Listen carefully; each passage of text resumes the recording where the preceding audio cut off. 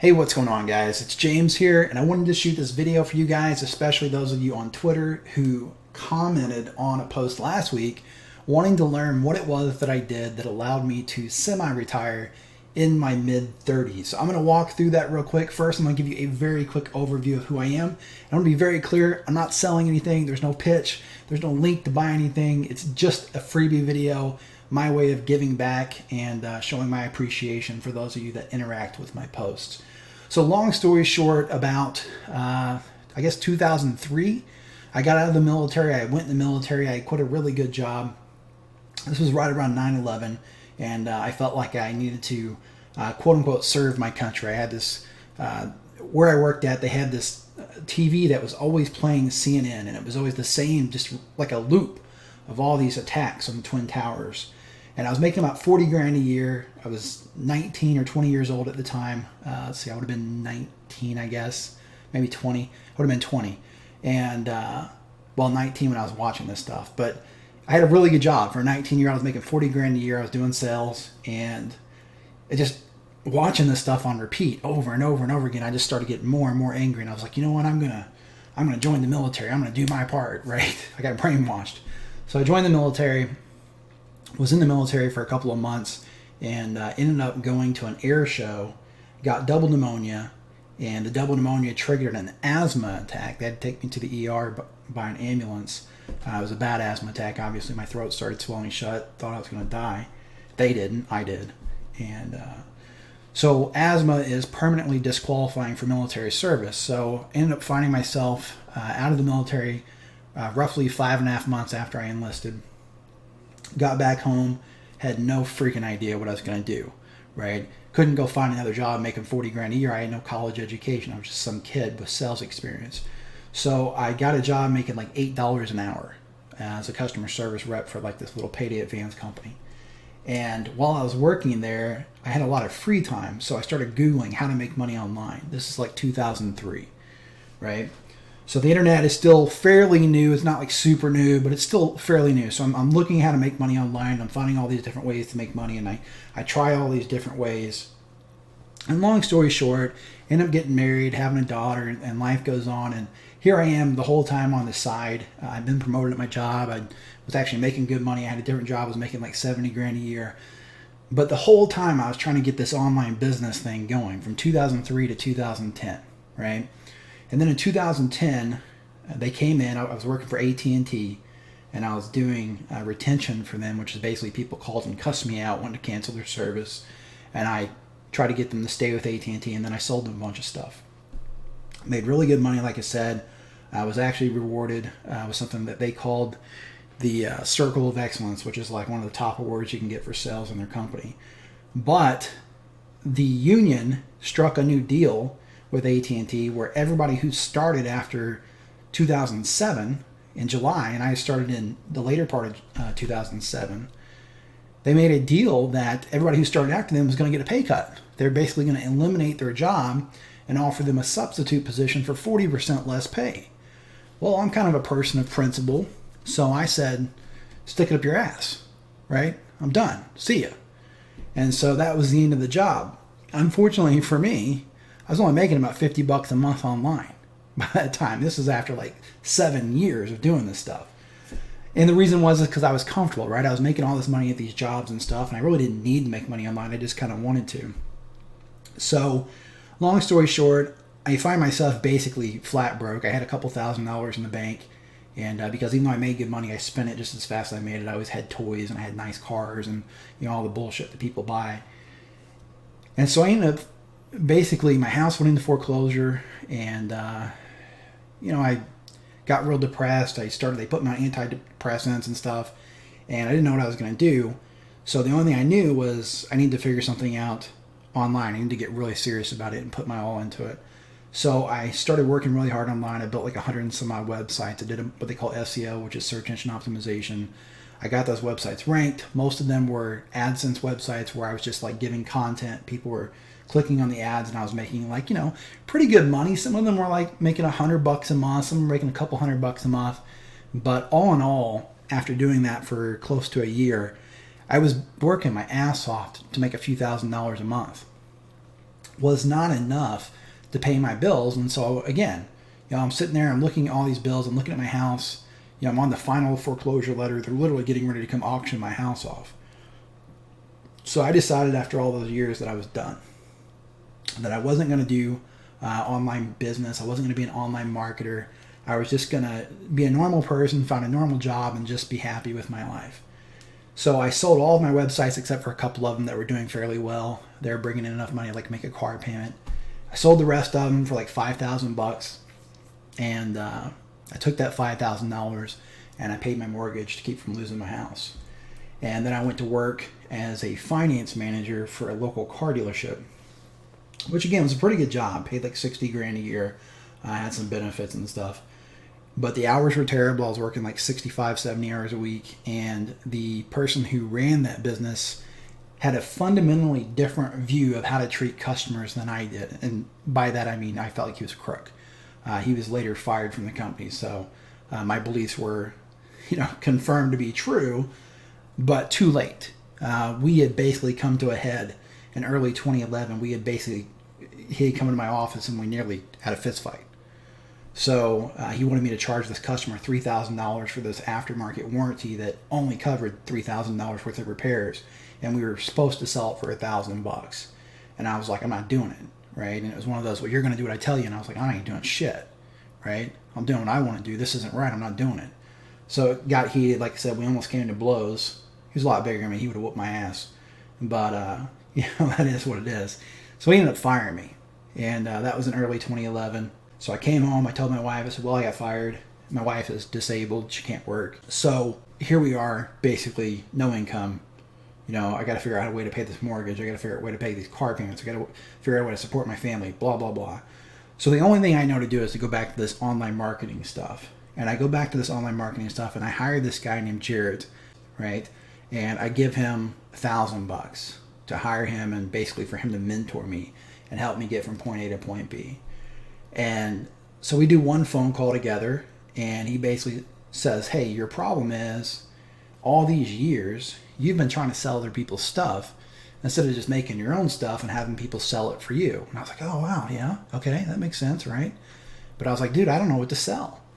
And he's like, well, why don't you make an ebook on how you made all this money with these AdSense sites? And I was like, dude, I didn't make enough to even live on. I had to get a job. And he was like, well, it doesn't matter that you didn't make enough to live on. Don't promise people the world. Just tell them what you did. Tell them that you had sites making $100 a month. And I was like, bro, nobody gives a shit about $100 a month. And he's like, that's where you're wrong. People do care. A lot of people would be happy to make $100 a month as a part-time gig or on the side for fun or whatever. And so I listened to him and I did an ebook that taught people how to make these AdSense websites that would make, if they were successful, like $50 or $100 or sometimes even $200 to $250 a month. And the ebook did really, really well. Sold like 1,000 copies, right? Not like extremely well, but like 1,000 copies. And it kind of opened my eyes like, hey, this is possible. I could actually do this. Made a few $1,000s and whatnot. And a few months went by. I did a couple more ebooks on some other stuff that I had done with some success and limited success. But then I had this epiphany, I was screwed. There was only a couple of things that I'd had success with. There was only a couple of things I could teach, and I'd already taught them. And I didn't really know how to get traffic at that point, right? All I knew how to do was go to this forum, this online marketing forum called the Warrior Forum. And I would list these things on the Warrior Forum and then tell people, the steps. Like I knew how to do SEO, right? SEO for like these simple little words, like these long tail keywords is what they called them. So long story short, I had this almost a panic attack or some type of meltdown because I realized in the summer of 2011 that I was screwed. I really didn't have a way to make income. I had this email list that was making me like $100 a day, but I knew that list would eventually dry up. And I had no idea how I was going to add more leads to that list without being a fake guru, without lying and saying that I had done stuff that I hadn't done. And I refused to do that. Just like I refused to do it in the trading niche where I pretend to be a guru and pretend to be some badass trader making millions of dollars, right? Shout out to all you Twitter gurus out there, right? So what I did was I hired another mentor. His name was Tim. Tim charged me $10,000. I didn't have $10,000. So I actually took out a loan for the $10,000. And I hired Tim. We did a phone call together, and Tim said, "Look, for this $10,000, bro, you're gonna be a millionaire someday." And so Tim sends me this book in the mail. It's got this handwritten letter of how great life is going to be. He sends me a $100 bill in this book, which I still have the book and the $100 bill in there with a note. And it said, "Keep this, put it on the wall. You're not going to need it." And so I was like, okay, this sounds really good. This is going to be so good for my family. Unfortunately for me, Tim was a straight up fraud. Tim flaked out, didn't fulfill the commitments of the coaching. Was supposed to fly me to his house in North Carolina, introduce me to all of his affiliate partners. These guys were a group of millionaires, and essentially make me part of his clique. Did not happen. Later found out he did the same thing to dozens of people, and he's now facing prison time for that in an unrelated case. So what goes around comes around. But the one thing that Tim did for me that changed my life, whether he meant to or not, was on our first phone call. I was going through all this stuff. I was telling him my problems, and Tim said to me, "James, if you don't want to be a guru, if you don't want to do all this information, this fake information stuff, what you ought to do is software." And I was like, "I can't code, bro." And he's like, "No, you don't need to code. Just hire someone to write the software for you." And so I'm just sitting here thinking to myself, I don't have that kind of money. I don't have that kind of money to do this shit. What are you talking about? But he was like, "No, it's real cheap. I got friends that do it, and they do real well with it. You should give this a shot. Put together a notepad document." By the way, I'm going to write some stuff on this notepad you guys are seeing. Put together a notepad document, and it's all good. Just go hire a programmer. And to be honest with you, I thought he was full of shit. I said, "How many software products have you done?" He said, "Oh, I've never done it." I'm like, "Oh, okay. So you've never done this?" He's like, "No." So right then and there, I was pretty sure I just lost my 10 grand and that I'd been cheated. But I needed to do something because obviously now not only did I have all these bills, I had this $10,000 I had to pay back. So I went out, and that day I basically went out and I looked up all these software products, and I tried to get an idea of what was selling really well in this internet marketing niche, because I didn't know what else, what other niche I could really go after. So I started there. Turns out that's actually the hardest freaking niche. I found a bunch of products that were doing well. Some of them were selling for like $50. Some of them were selling for $7. Some of them were selling for $100. Some of them were even selling for $1,000. So I looked over all these, and I wasn't a programmer, but I thought, man, these don't look very hard to build. I bet I could build this for, not too bad. And I'm in my head, I'm thinking like $5,000 or $10,000, which is just a lot of money. But I was trying to be optimistic, and I'm trying to think of, maybe I'll be able to come up with the money. Maybe I can borrow it from somebody. Maybe I can get a partner or something. So I put together this notepad document, right? What I would call now, with the experience I have, I would call it a mock-up, right? Not a good mock-up, but an early mock-up of what the software needed to be. And I went to this site. The site no longer exists, but there's plenty of sites like it. It was called rentacoder.com. And now you have sites like upwork.com, right? But on this site, there were all these coders looking for freelance jobs. And so you would put your job on there, and they would bid on these jobs. And then you would basically interview them, and which, by the way, I didn't know what to say during the interview because I didn't know how to code. So you would basically interview these people and then pick the one that you wanted to hire. You would put the money in escrow. The site would hold the money in escrow. And then when you were satisfied with the job, you would mark it as complete, and they would give the money to the programmer. And if you didn't, if something went bad, the programmer could file a claim against you, and then the site would come in and basically arbitrate and decide who was right and who was wrong and who got the money. So I did this, all these applications come in, I'm talking to all these different programmers, I'm finding out how long it's going to take, how much it's going to cost. Some of them are coming in low, oh, it's going to be $100, $200, and I'm thinking to myself, yeah, that's bullshit. No way you can do this for that cheap. Some of them were coming in like $5,000, $10,000, and I'm thinking, well, I can't afford that. And then this one guy came in and said, I've done software like this in the past. It won't be a problem. I can do it in a week or 2 weeks maximum, and I'm going to charge you $650. And I'm thinking, well, this guy says he's done stuff like this in the past, and $650 isn't so cheap that it's like ridiculous, but it's not so expensive I can't afford it. So yeah, why not? I'll give this guy a shot. So that was step one. Okay. Step one, mock up an idea. By the way, guys, I'm doing a PDF on this too. I just want to do the video so that you know I wasn't blowing smoke up your ass. I'm gonna do both. I just want to give you this, and then I'll give you a more detailed PDF. So mock up the idea, right?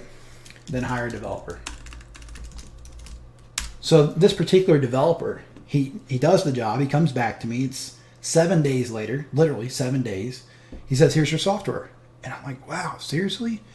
So he gives me the software. I download it. I check it out. It works. It does what it's supposed to do. It's ugly. It looks like something from 1995, right? It's literally like one of the ugliest pieces of software I've ever seen. But I'm thinking, shit, $650, it works. Who cares, right? It's not like I'm going to sell this thing for thousands of dollars. I'm going to sell it for 17 bucks. So I pay the guy. I'm so happy with him that I give him a bonus of like 150 or 200 bucks. I don't remember exactly the number. Turns out it pissed him off really bad, which caused me problems later because he came back and hacked my server. I didn't know it at the time, but he was offended. He had done the job way cheaper than what it should have been done, and he thought that I would just automatically give him a piece of the sales because he was so good to me, which I didn't know he was good to me because I didn't know $650 was a great deal, number one. And number two, we never talked about that. So he was just a weird dude. But yeah, so he does this job. I tip him. He gets angry. And I go and I talk to this guy, Tim, who I had hired for a mentor. I show him the software. He's pretty happy. And being a narcissistic piece of shit, he sees an opportunity to get more money from me. So he says, "Hey, bro, you should let me launch that with you." And I'm like, "Okay, yeah, sure, that sounds good, man." Which, by the way, I'm glad I did it, but he wasn't doing it to help me out. He was doing it because he wanted more money out of me. So we launched this thing together, and by launch it together, I did all the work. I wrote the sales copy. I'd never really written sales copy, but I wrote the sales copy for that, and we launched this thing on the Warrior Forum. And his name at that time, this particular guy, had a pretty big reputation in this niche. And so people automatically wanted to promote for him because he was quote unquote a big dog, right?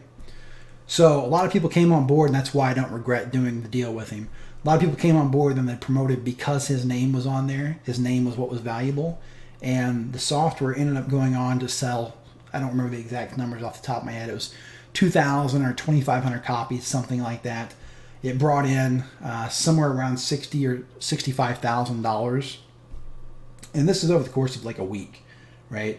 So remember what I just told you. I told you that whole story about being broke and all that stuff because I wanted to really give you the idea like of how important this was, like what a big deal this was, right? I went from like literally almost losing my house, which is as cliche as it gets, right? In a sales letter, it's the perfect story. Usually they're fake. People are lying about it. I'm being dead serious.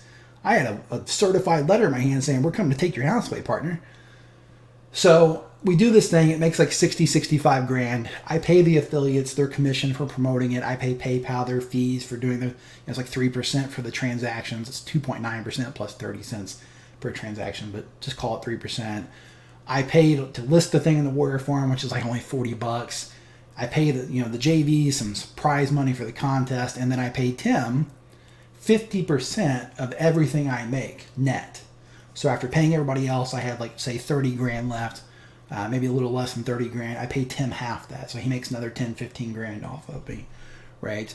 But I'm happy. Overall, I'm happy because now I've made enough money to pay back the loan that I took out to hire Tim.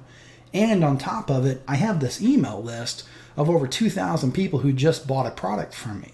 So if you know anything about marketing, and maybe you don't, there's this cliche that the money's in the list. The money's in the list. And I never really understood what the hell that meant, right?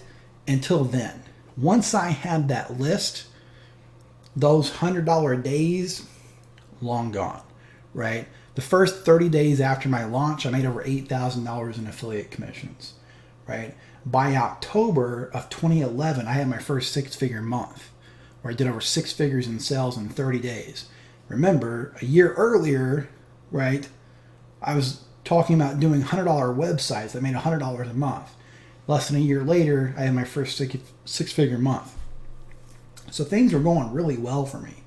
And I figured out that this was the whole strategy. Let me write this down, this little thing over here. Launch product, or I should say recruit affiliates for launch product 5, build email list, which is kind of in with number 4.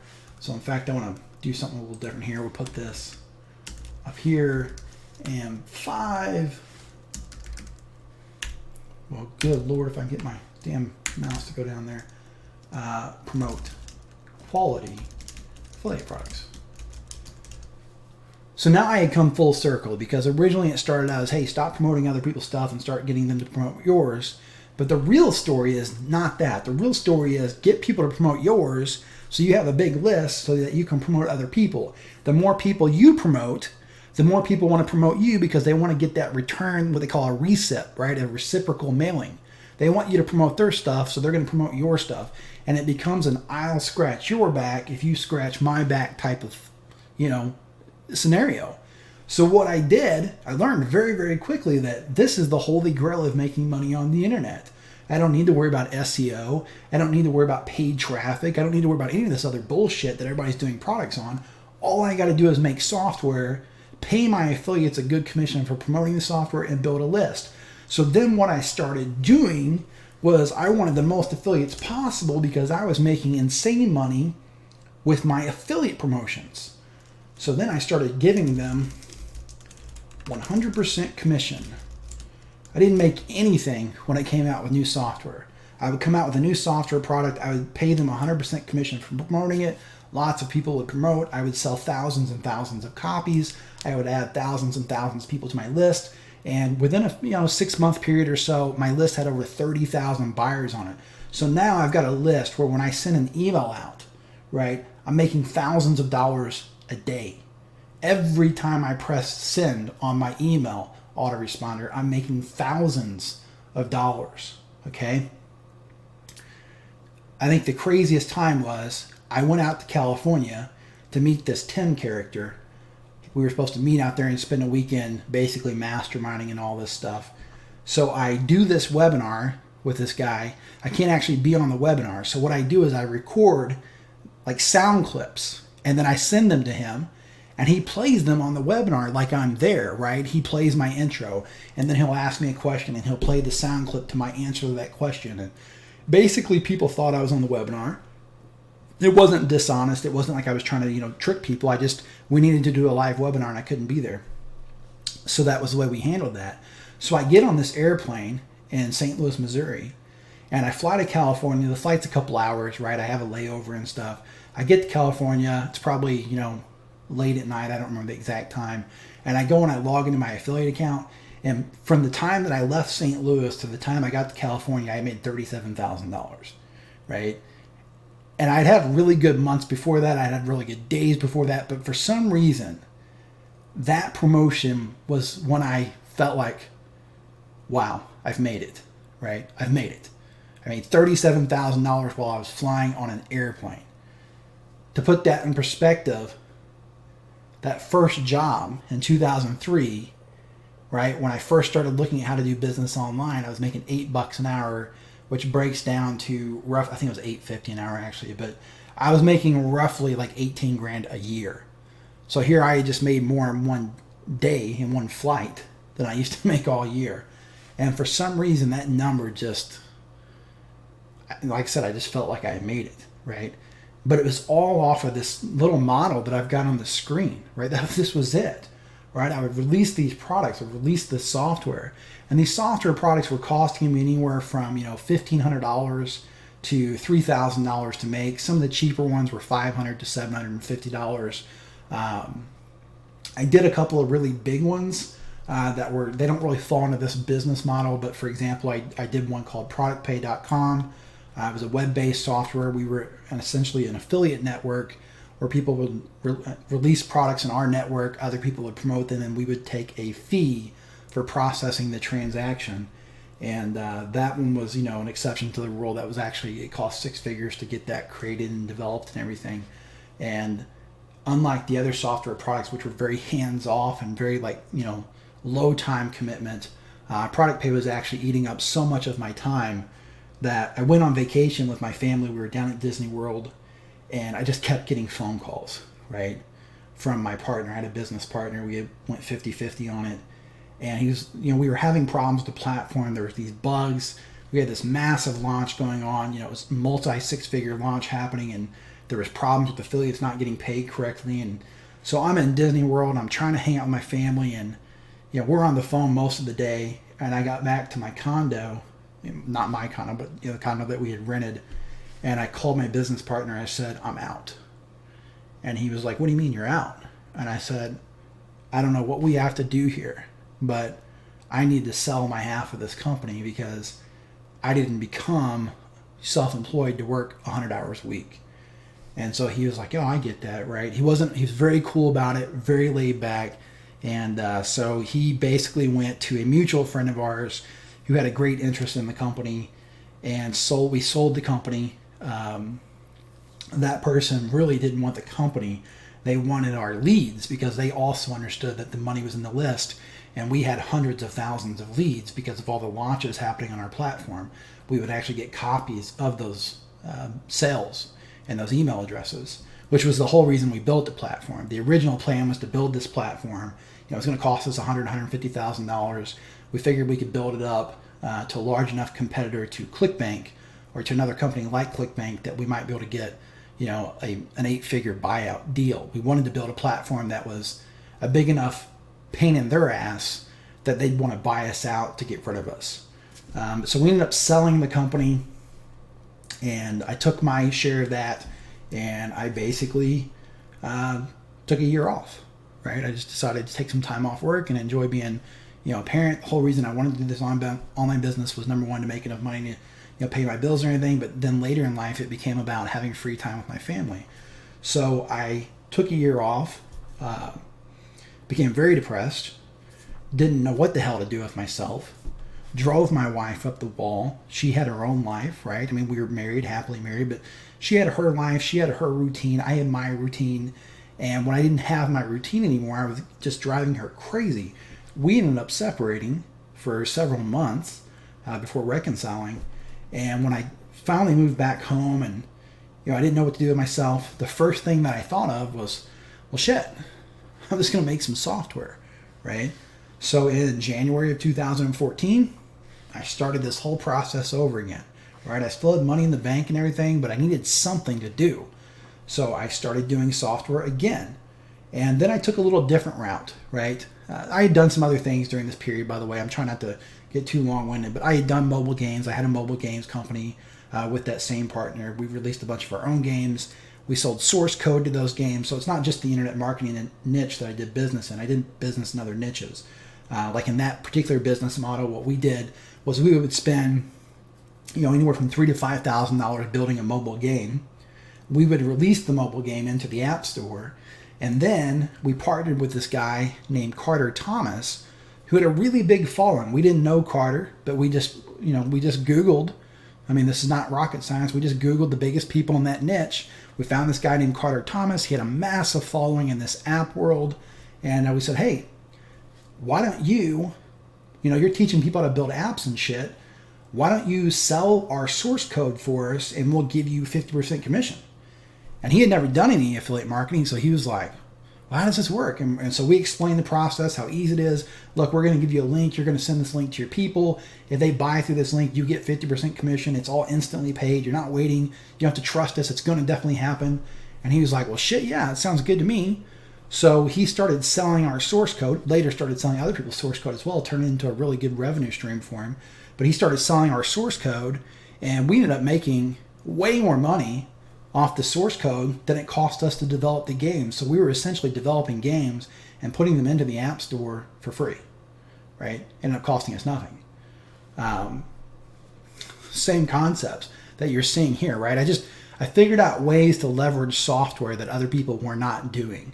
And later, other people had the same idea. This whole source code thing became a huge business, right? People started reskinning games, which is where they bought source code and just put new graphics in the game and then put it into the App Store. And the App Store got all kinds of, crazy spammed with the same titles over and over again. Like when Flappy Bird came out, there was like 1,001 Flappy Bird clones the next day, right? Somebody made a source code and started selling it to that. So that's kind of how that business works. Then 2014 rolls around. I do more software. The software does well. I sell source code to that software. for 197 bucks. Sell a bunch of copies of it. That's going good. I'm having fun with that. And then I run into this friend of mine that I've known for, a couple of years, not a long time, maybe 4 or 5 years. He was a really successful internet marketer. I'd actually bought products from him before I was successful myself. Had a great deal of respect for him. He had a lot of integrity. And he's actually one of the #1 authors on Udemy nowadays. But this is before he was on Udemy. So I say to him, hey, I notice on your website you're doing all this stuff, right? You're teaching people how to make apps, but you're not collecting leads. And he's like, yeah, man, I just got burned out on marketing. I just like doing this stuff. It's a hobby. I'm basically retired. He was, going on 50 at the time. He had done very well for himself financially. And I said, hey, we should make games for these people. And he was like, okay, well, let's talk about this. Let's flesh this idea out. So we fleshed this idea out. And what we come up with is, Tim was this guy's name, different Tim. Tim was a 30-year veteran programmer. He knew how to program. He was making games for himself and putting them into the App Store. So he had a full-time programmer that was located in the Philippines. So I said, well, let's do this. Let's find some artists and let's just sell reskins of all of your games that you have. And he's like, yeah, that sounds like a great idea. So I wrote an ebook on how to do mobile games, on how to put games in the App Store, the whole 9 yards. And we gave that ebook away for free on Tim's website, and we collected email leads from it.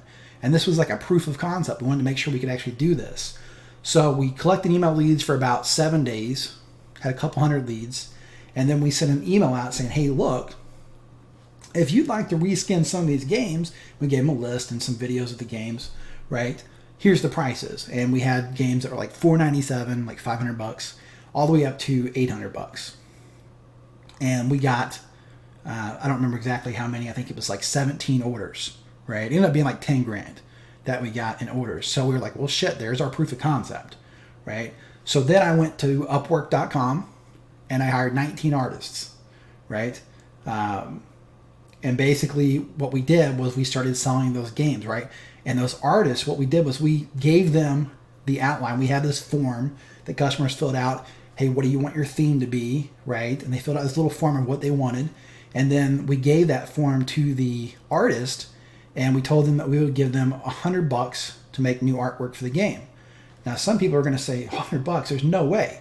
You must have had some really shitty graphics. It wasn't the case. The graphics that we had, A+ graphics. When you know what the hell you're doing, and you know how to hire people, and you know how to negotiate with people, and you know what something is worth, you can get really good prices. So for example, we knew that it was a buyer's market and that we would be able to find somebody for $100. So not everybody took the job, but we found those 19 artists. I even had a guy that also had done work for like DC Comics that worked for us. And let me show you that real quick. If Facebook can keep up here while that's loading or whatever the hell it's doing. So we got all these artists and they did this artwork for us. That cost us about $100 per game. And then we paid the programmer $150 to reskin the game. So it didn't matter how much the game cost. We sold it for $500, $800. We paid the labor was the same, $250 per game. And I don't know what's going on with Facebook here. But essentially, for $250 a game, come the hell on, man. That was our labor. That was our cost. So if we sold it for $500, we made $250 profit. If we sold it for $800, we made about $550 profit. So in that first week, that business made I don't remember the exact number, $7,000 profit or whatever it ended up being. Okay, so Facebook following. This is an example of the types of games. You can see this was from April 2014. This is an example of the artwork that we were getting for $100 per game, right? So this was like a runner reskin where, you had the character running sideways, jumping over, pits and obstacles and things like that. And this little dude was a snowboarder. He ran, or he slid and jumped over obstacles and stuff. And that was one of the reskins that we offered. You could get whatever character style you wanted, background style, all that kind of stuff. And then we would just reskin that game. And here's another example. Somebody wanted a Mario sort of type of game where it was also a running game. It was that same reskin template, right? And then they would run and jump over these obstacles. Now, Here's the really crazy thing, guys and girls. This game, this reskin template, you might be thinking, yeah, that probably cost you a couple grand to make the code. That code cost us $150 because we found somebody else online who was already selling it, and they were selling it for $12, right? The freaking code. So we were like, hey, we don't want to buy the code every time we want to use it. We want to give you like a flat amount of money. We want to be able to use it as many times as we want and sell reskins to other people. We explained what we were doing. And at first they're like, oh, no, I don't want to do that. I don't want to do that. And we're like, okay, no problem. We understand, right? And then they came back to us and were like, you know what, actually, like, what were you thinking? Like, what would you give me? And we were like, well, how about like $50, which we were just lowballing them to see what they said. And they came back and said, well, how about, $150? And they were probably thinking that they were like highballing us, like they were going high. We were like, sold, doom, bam, where do we send the money? We sent them the money. We wrote up a little contract saying that we had the right to use the code. Bam, we had our template. That was our game template, right? Not rocket science, guys. People make this shit so complicated. It's not, right? The one thing that I'm really, really good at that's made me really successful in life is I'm resourceful. I'm not lazy, right? I don't have a lazy bone in my body. So I will look for this type of stuff, and I'm not scared to talk to people. The one thing about working at AT&T, which I mentioned earlier, it wasn't the money that I made that was great. I took 35,000 phone calls. 35,000 conversations where people were pissed off, calling in to cancel service, and not only was I trying to get them not to cancel, but I was trying to sell them shit, right? I had to offer 4 different upsells before that phone call ended, and I had to keep an average call time of 6.5 minutes. So you get the type of experience, sales experience, that you will never get anywhere else, right? Somebody telling me no has absolutely no impact to me. I don't give a shit if you say no to me, right? I could knock on anybody's door and try to sell anything as long as I believe in the product. That's the key right there. I have to believe in what I'm selling in order to sell it. But I believed in all this stuff, and I knew that I was doing people a great service, because if they went out there and built these games on their own, they were going to spend thousands of dollars. Whereas with us, they were going to spend not 200, but anywhere from $500 to $800 and get the same quality game. Boom, bam, done, right? This was the company here. It's called GameVada.com. It's not around anymore. We stopped doing it for ethical reasons, not because it wasn't successful. The market for apps was so saturated that we were realizing that none of our people were actually making a profit. Now, that wasn't our fault, right? It was just the nature of the beast. Most people who did apps did not make a profit. And Tim specifically said, man, I don't need this money, and I don't feel good about this, right? I don't feel good charging people, $500 or $800 when they're not going to make their investment back. And, I said, hey, I get that, but, we're saving them money. He said, yeah, but still, I just don't feel good about it. And he said, look, if you want to keep doing it on your own, I have no problem with that. And I said, nah, I really don't. So let's just shut it down.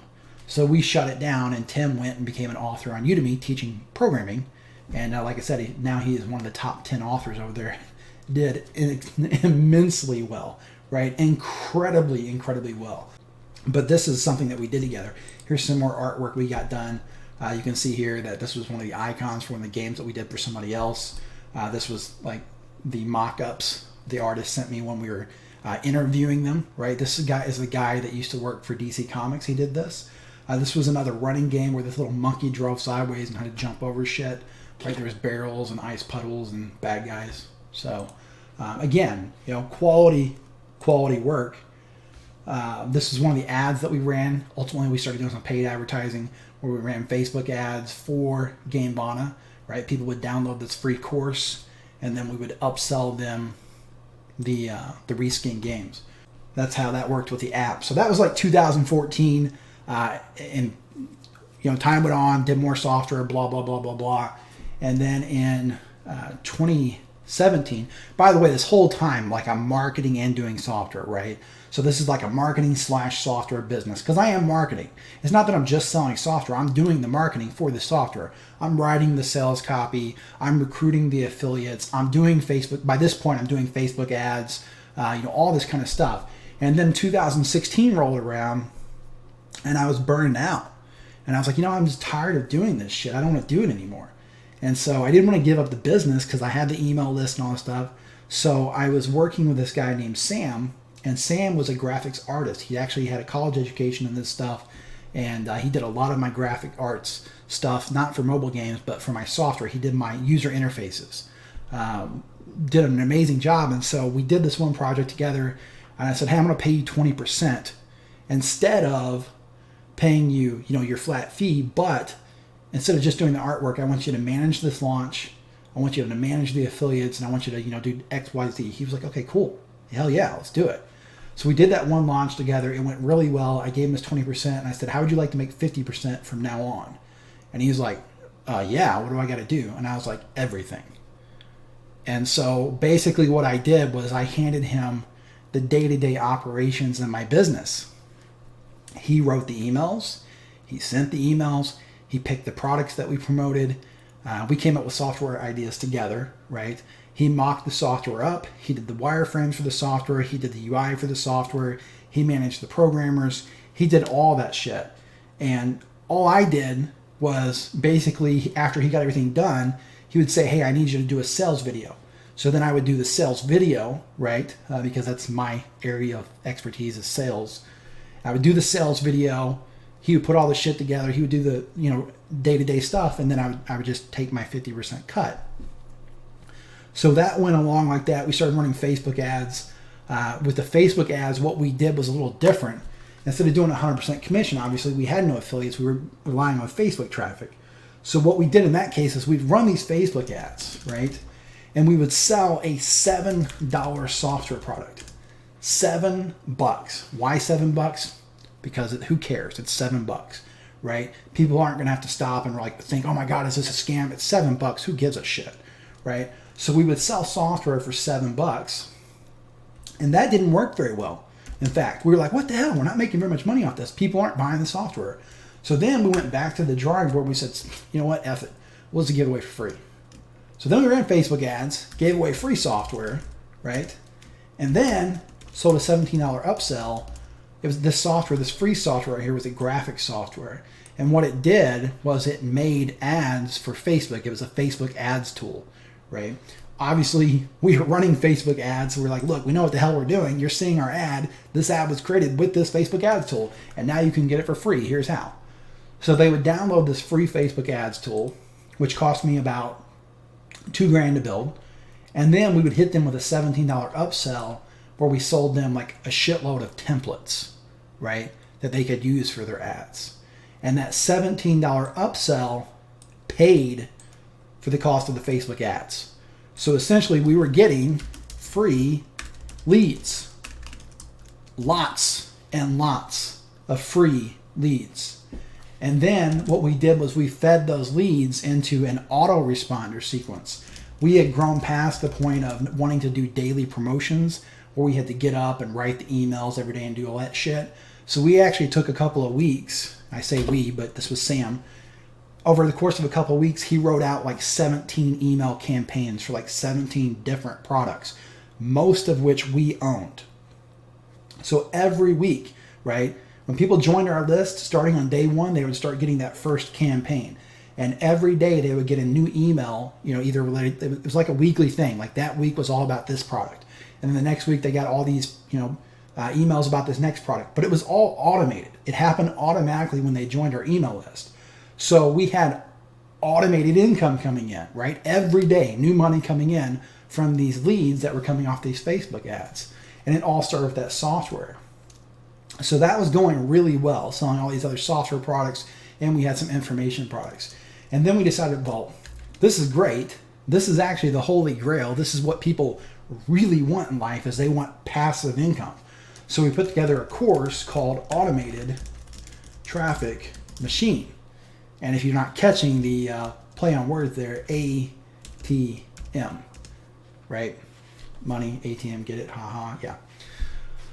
So we sold that course for $5,000, and that was our business model. Give away free Facebook ad software, sell them a $17 upsell with the templates. That paid for the traffic. put them into an autoresponder where we made our, what I would call our bread and butter income, pay your bills, you know, all that kind of stuff with that income. And then we had our ATM, which is what I would call our wealth generator, right? Where we were actually getting, if you want to call it that, if you were getting wealthy, so to speak. So that was our business model. And things were going fine. They were going great. The only problem with this business model is this right here.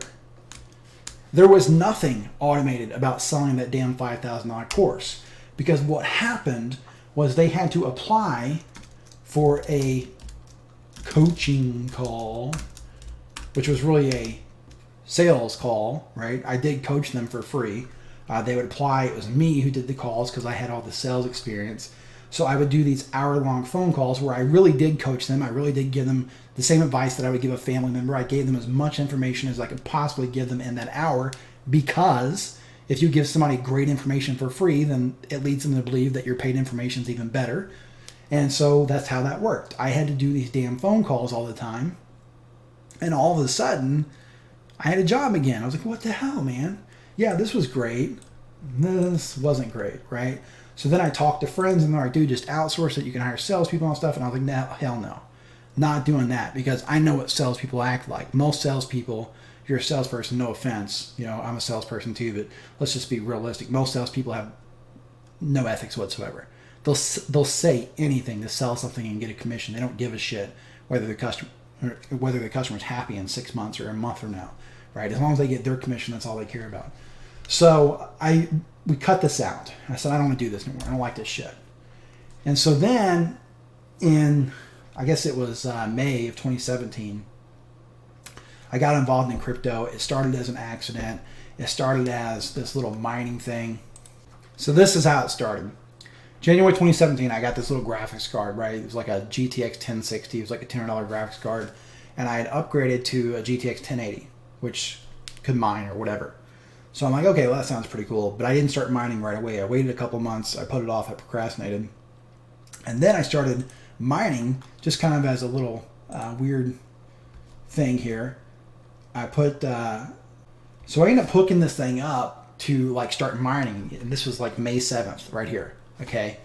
This was with that 1060. I put it on this old 2009 computer that I had that I used to mine World of Warcraft gold on. I used to sell gold for a living way back in the day. I didn't make enough to pay my bills, but I made about $1,000 a month selling Warcraft gold with bots. And so I had this old computer with this new 1060 graphics card. I put Ubuntu on it, which is like a Linux or whatever the hell you call that. Started mining. And I was like, well, this is really neat. I'm making money for doing nothing. Well, instantly, I'm thinking, holy shit, I see a way to make more passive income. I'm all about passive income. I love passive income, right?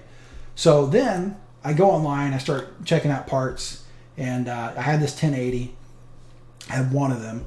So then I was like, well, hell, I'm going to order another one. So I ordered another one. I put two of them in this little rig right here, took all the parts off because it was overheating, found out that the two damn graphics cards were too close together so that I could only run one of them at a time in this like real computer, this real mining, computer. This was like a i7 6700K Skylake processor. This was like my real computer, not the old piece of shit computer. So I have this fan sitting, here blowing on this thing. I'm working on it. It's mining at the same time. And this is about the time, this is June 2nd, 2017. This is when the bells really started going off in my head. And by the end of that week, I had spent about $20,000 buying GPUs and the parts to build a mining farm, right? So I built 12 mining rigs that consisted mainly of 1080 Ti's and 1080s. I think I had like 8 1070s, and then I had 8 1060s, and I had a handful of, RX 580s, right? So I had a few things mining Ethereum. Most of them were mining Zcash. And at first, the thing was going really well. This is what one GPU looked like when I decided to do this. $184 a month it was mining. Okay, so of course you extrapolate that out. You're like, okay, well shit, if I got 40 of them, I can make about $7 or $8 grand a month off this thing. And long story short, this stuff started getting really, really serious. Here it was with 4 GPUs, $705 a month. And by the time it was all said and done, I was mining about 20 Zcash a month. Here's $2,000 a month. It wasn't even my whole network, right? This is just with, look at this. This is 9 of my best GPUs running. And I have 24 to put up this week. That was in June, right? So this is how much I was making with 9 GPUs. So again, that's why I was getting excited. Started getting really into the shit, started building all these rigs and stuff. You can see here, this is one of the racks that I set up. What I did was I converted my finished family room in my basement into a mining room, set up its own dedicated AC, had all this shit running, right? So that's what got me into crypto. And then essentially what happened was I was making so much money from trading because it started as mining. Then I was like, well, shit, I need to learn how to trade because I need to know when to sell these coins I'm mining. I don't want to just hold them. I want to sell them. So I got into mining first, and then I got into trading, right? In November of that year, I released a paid group on trading. Now, in that paid group, what I told people, my sales video for that group, literally said, this is what I'm doing, here's my results that I'm getting. I don't think any of this is going to work in a bear market, but as long as we're in a bull market, this stuff works great. I was very, very transparent. Like, I don't know what the hell I'm doing in a bear market, but as long as we're in a bull, I'm going to make some money. So that thing was making like $11,000 or $12,000 a month, you know, and it was doing something that I loved. I was just sharing my trades with people and talking to people about trading. So it was November really of 2017 that I decided I was probably done with regular business, and then I was just going to focus on trading. I felt like I could grow that to at least $100,000 a month, right? That was probably a symptom of the euphoria in the market because, I mean, when I released the membership, it sold 158 or 148, something like that, spots in like 72 hours. So maybe it wasn't 100. It was like 11 or 12 grand a month. So it was probably more like 110 or 120 spots because it was $97 a month. So I felt like, hey, I'm going to be able to get this to 1,000 members. I really don't need the other business. So I hit my business partner, Sam, up, and I said, hey, look, I got a Christmas present for you. He was like, what's that?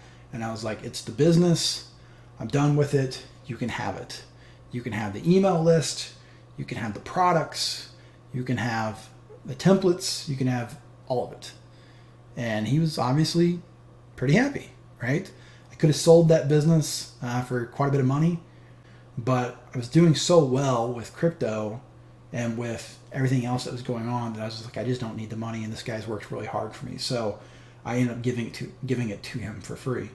And then, and this had started in November, I had started building this product for myself, this piece of software. And this piece of software, basically what I was noticing was in the bull market, a lot of the altcoins would have these flash crashes, right? Where they would crash down like 10, 15, 20% and have these massive tails and then go right back up like a minute later. Sometimes even faster, sometimes seconds later. So I would set all these alerts for these altcoins. I would get the alert, and by the time I got to the chart and got, you know, to the coin on the exchange, the price had already went back up. And I very quickly realized there's no way humanly possible that I'm going to catch these tails. I can't do it. I get this idea that I want to build this software to catch these tails. All right. So I go to my programmer who had been working for me for 4.5 or so years at that point, a little over 4 years, I guess. And I had him, first I asked him if he could do it. I showed him what I needed. He said, yes, I can do it, no problem. So I have him build this thing, and I test it out. It's working. It's doing exactly what I want it to do. It's able to catch these moves, and I'm on cloud 9, right? I've convinced myself this thing is going to make me rich beyond my wildest dreams. But then, being a marketer, right, my brain starts kicking in like, but there's more than one way to monetize this idea. In a gold rush, the people that got the wealthiest were the people that sold the shovels, right? Levi Strauss sold blue jeans to the miners. You know, shovels, picks, equipment. Those are the people that get rich in a gold rush. And I was calling it a digital gold rush in 2017. I was going to say 2012. 2017, it was a digital gold rush. And I said, shit, I should sell some tools. So I went to this Facebook group that I had, and I've been building this thing up for about 6 months, not because I was going to sell them anything, just because I really love trading, right? So anytime I wanted to talk about trading, I went to my Facebook group. I wasn't on Twitter. So I'm on Facebook. I got this group right? It's my group, so I can control the type of content in it. I can kick the trolls out. I can keep it really positive. And there was about 3,700 people in there at the time. Which, by the way, that group, I built it totally free, organically. It didn't do any major marketing. All I did was do YouTube videos on really beginner topics like how to do a market order, how to do a limit order, right? How to do arbitrage. It's really basic stuff that I knew how to do. And then I said, hey, if you want to join my Facebook group, here's the link, right? So people would jump over to that Facebook group. That's how I built it. So I go to this Facebook group, I show them the software, and I'm like, hey, what do any of you guys want to buy this thing? And I was like, leave a comment, right? If you want to buy it, leave a comment. And if enough people comment, then I'll put together a sale or something for it. And people were like, yes, yes, yes. So I got like almost 300 comments, and I was like, okay, well, that's a good sign, right? You're talking almost 10% of the people in this group replied that they wanted to buy this software. So I put together a sales page, but I didn't want to do a sales page where I was hardcore selling. So I did a video and said, hey, here's the software. Now, here's the deal. It's in beta.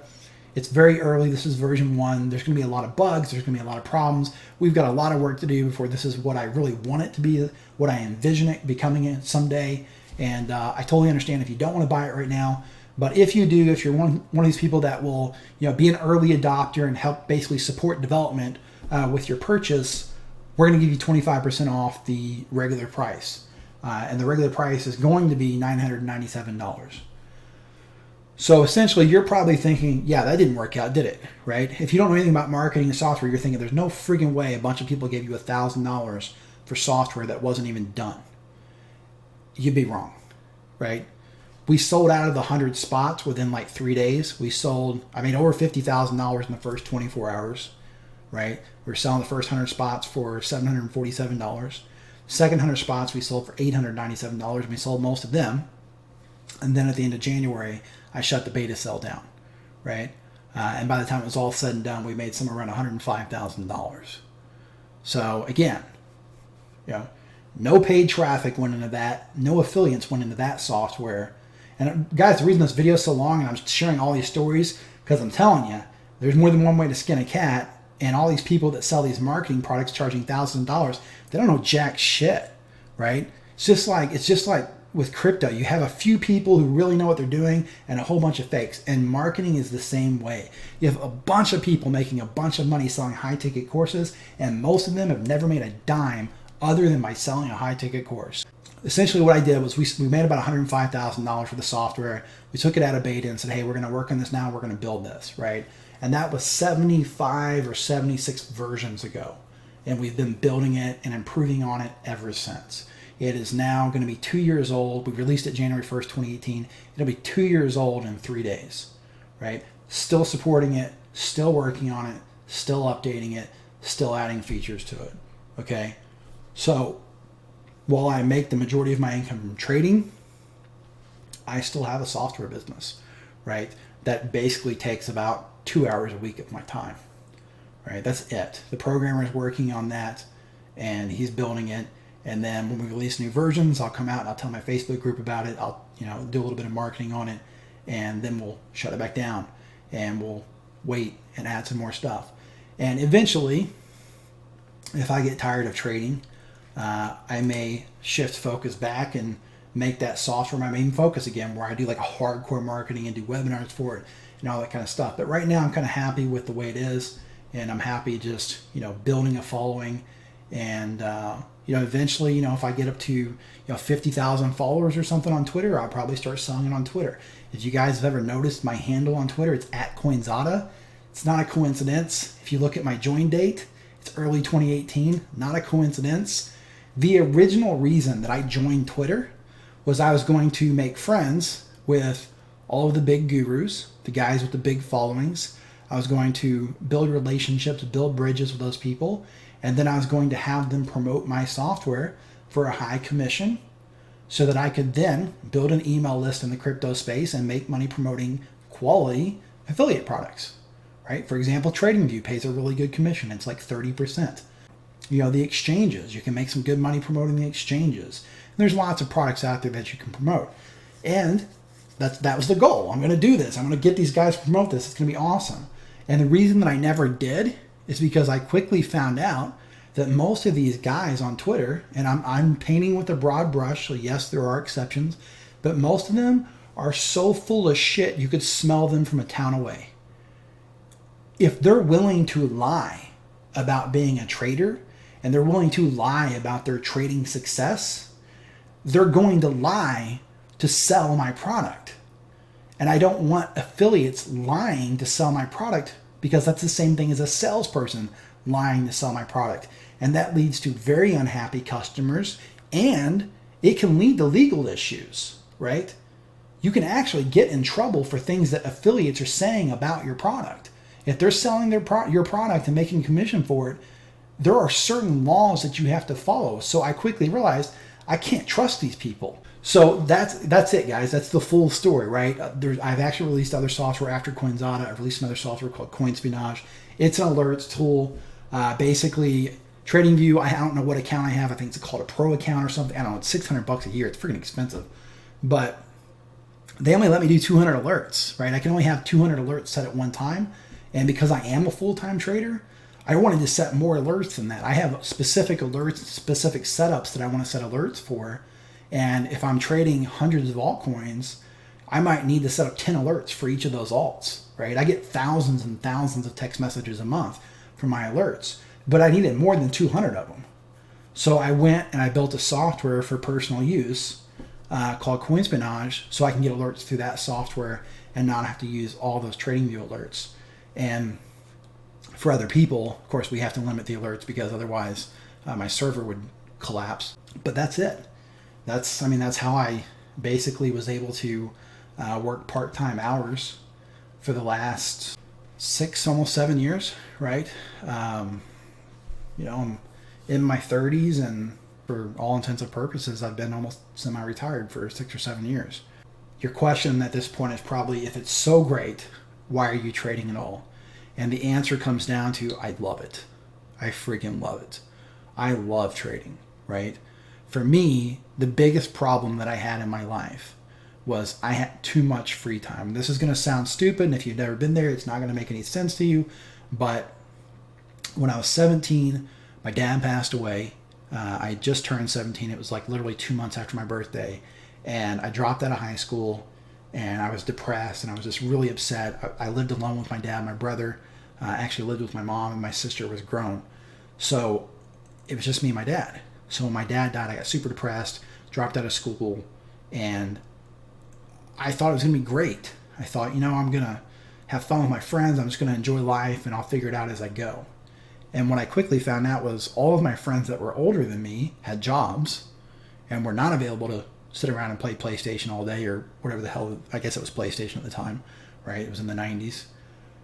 And my other friends who were my age were still in high school, and they weren't available to sit around and screw off all day. So I ended up going back to high school and getting my diploma because I was getting depressed from being by myself all the time. And so then, when I got to this point as an adult where I didn't have to work all the time, where my software business was making plenty of income, and I was literally working, when I had Sam on staff with me, I was working maybe 5 hours a week, maybe 10 hours a week in a busy week. When I was, doing the other stuff where I was just writing emails, same deal, 5-10 hours a week, right? Not even part-time hours. So I had all this free time. Like I said, at one point it actually caused problems with my marriage and everything else. So that's the reason that I trade, because I needed something to fill that void. I needed something to fill that hole. Like, what can I do that's fun and exciting, and preferably I make money at it, because I don't like doing stuff that doesn't make money. I feel like I've wasted my time. Right? If I sit and play a video game for 12 hours, afterward I'm going to feel like shit because I just wasted 12 hours of my life I'm never going to get back. Don't get me wrong, I still play video games once in a while. I still like video games. I'm a gamer at heart. But the older I get, the less interesting I find video games.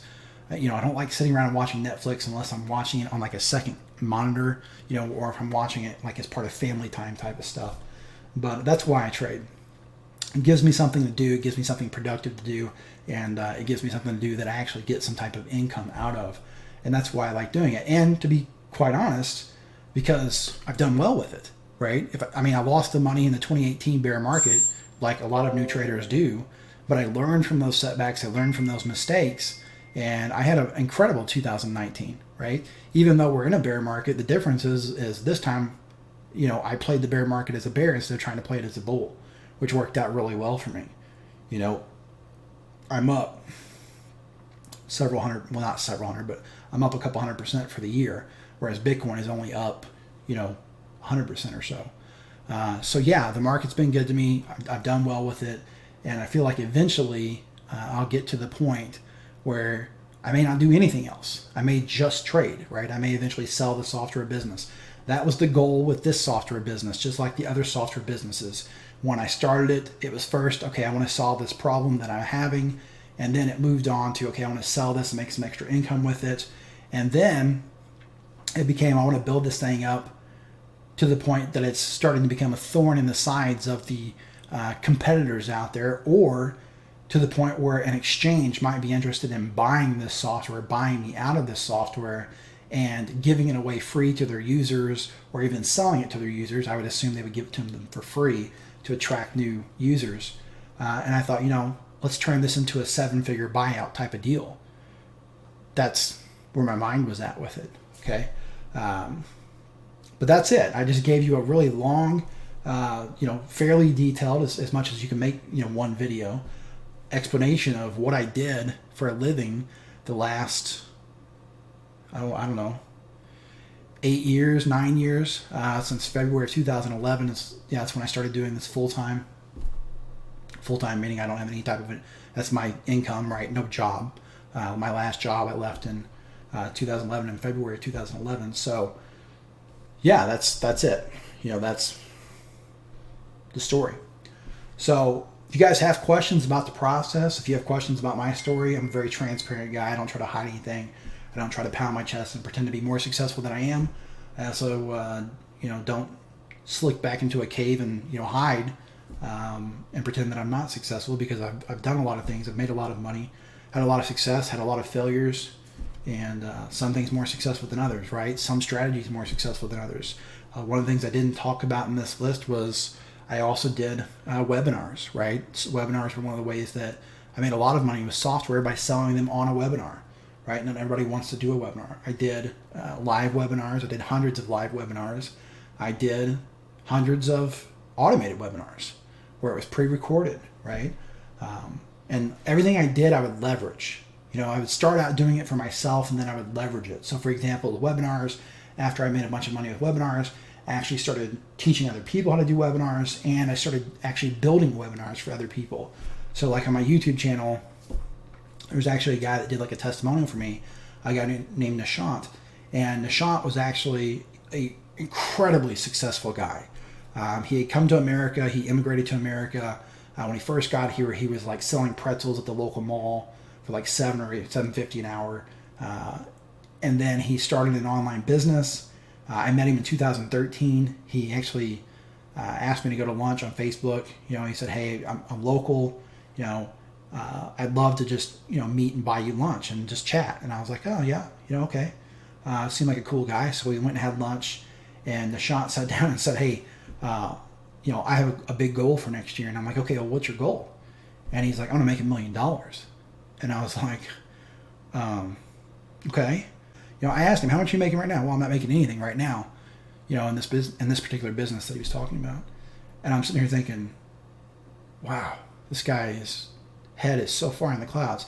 And not in a negative sort of way, not like I was making fun of him, but I just thought, I was trying to think to myself, how can I bring this guy's expectations down?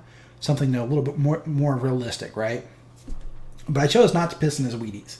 He had this attitude. He just had this attitude about him, like, I thought, if anybody's going to do it, this guy's probably the type of guy that's going to do it. He's got this, I think he's got the drive that even if he doesn't hit 7 figures, he's going to do really well. So we became friends, and he started building this e-commerce business, and sure as shit, man, that guy made 7 figures, and he went on to do over $10 million in sales in like a 2.5 year period. So in 2017, he was kind of bored himself, and he was like, "Man, I want to do something different. I kind of want to teach this stuff to people and help them, because I see a lot of people struggling, and I want to help them." So I went to him and I said, "Hey, let's do a webinar. I'll build a webinar for you, and put together a course. I'll sell it.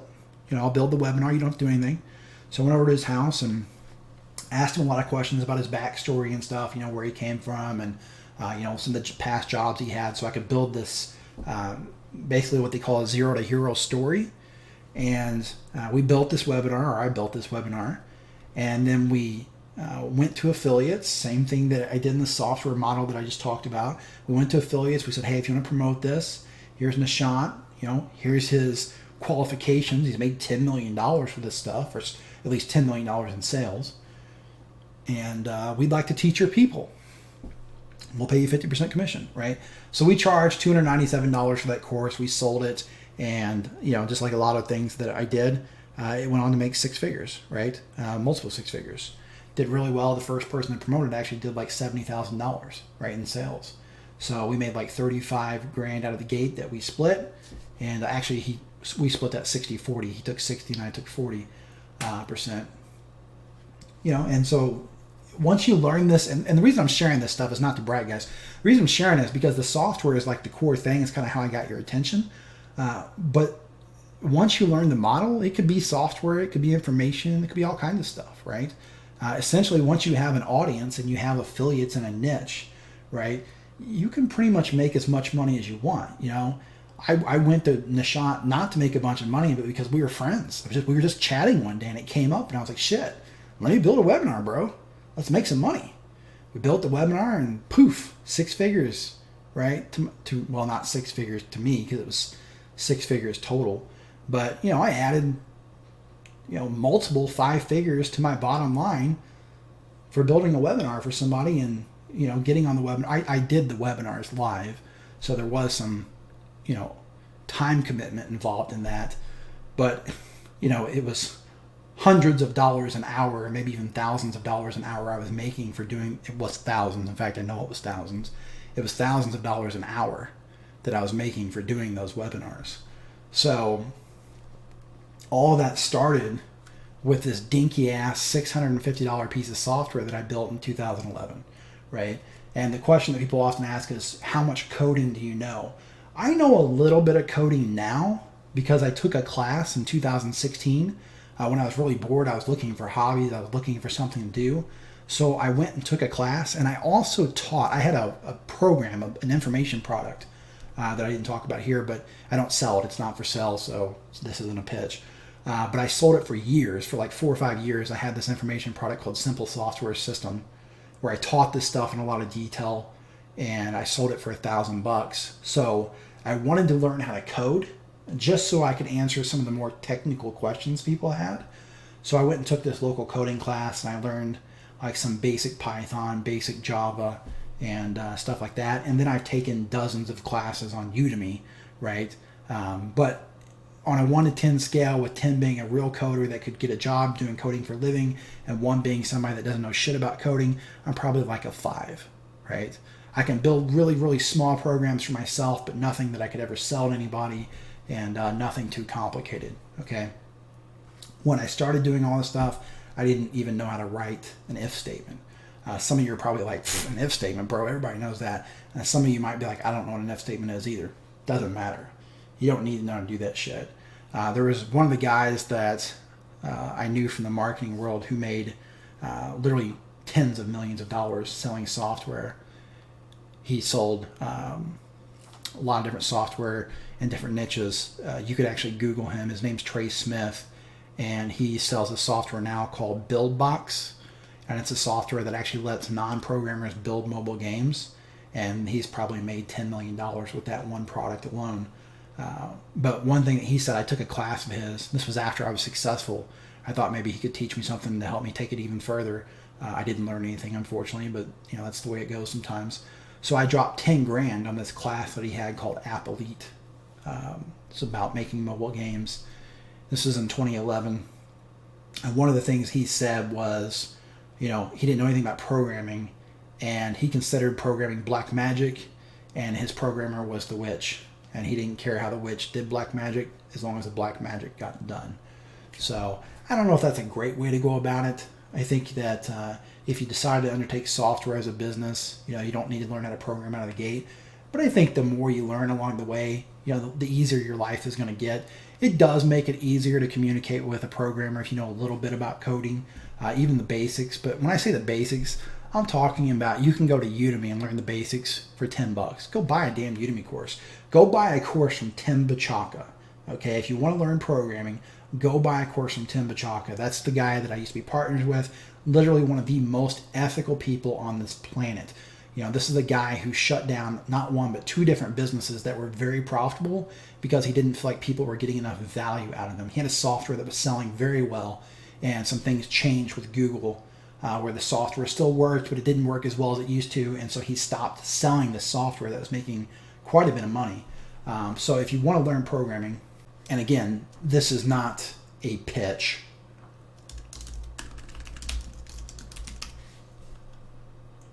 I get literally nothing out of this. But this is the guy I'm talking about. His name's Tim. He's got a bunch of courses on Udemy. This is his Java course. It's got almost 400,000 students in this one course alone, 93,000 ratings, 4.6 stars. And if you look up Tim as an author on there, he's got 585,000 students with 144,000 reviews, 4.5 star rating, been programming 30 years, has courses on all kinds of different topics from Java to Python, all kinds of stuff. So if you want to learn a little bit about programming, you can go watch this course. Highly recommend it, okay? And again, I get nothing out of recommending that other than, you know, pointing you in the direction of a really good guy that I know to be very ethical. All right. Also, just so you guys know, like I said, I am working on a PDF, so I'll try to put these thoughts in a PDF format for you.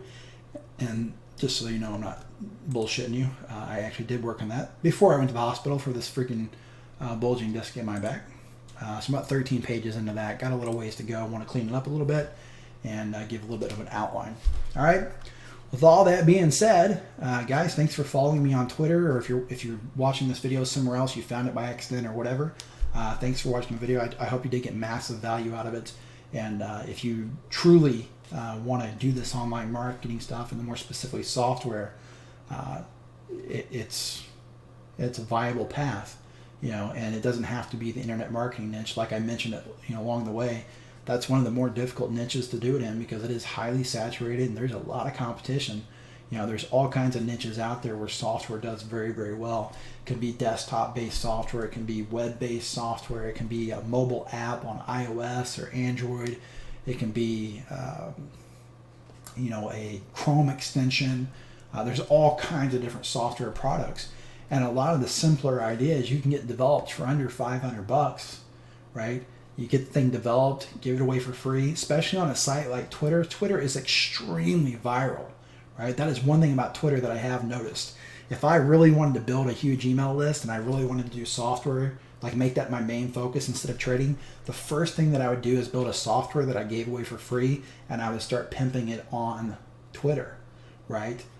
Because you can get thousands and thousands of users and then promote quality affiliate products to those people. Guys, I've said that word 3 times. Every time I've said promote, I've said the word quality. And let me be very, very clear about that. I'm not saying that for games. I'm being dead serious.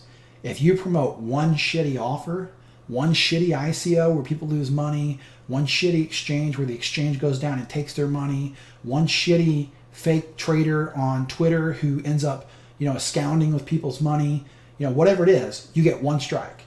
Once somebody has lost money because of something you promoted, they'll never buy another product from you. You're done. You're toast. Not only are they going to hate your guts and not buy from you, they're going to go tell other people that you're a scammer, right? They're going to go tell other people what a shitbag you are.